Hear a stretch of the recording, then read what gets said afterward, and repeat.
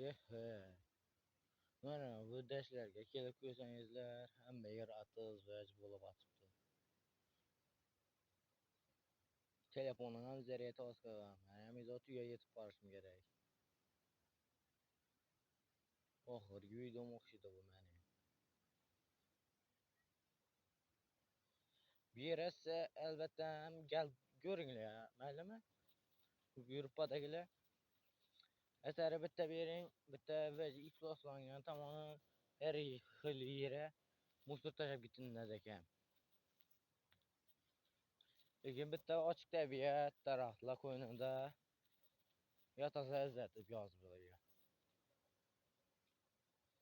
Sizlarga maslahat beraman. Kelib ko'rsangizlar, birgalikda donishamiz.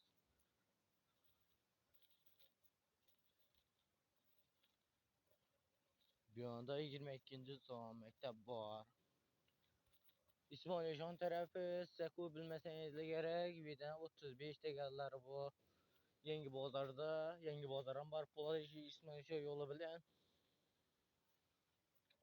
Uyda 47, 41 bor. Men bitta vaqt umrim ishida ketdi.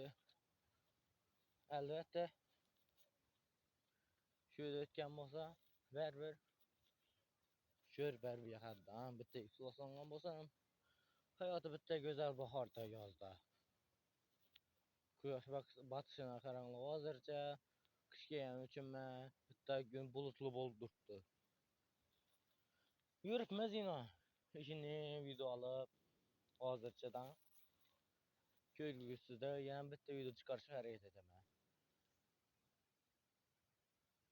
Albatta gruppadagilar tashiman buni. Gruppadagilar tez orada meni yana kutib qolinglar, maylimi? Ko'rishguncha. Hayır.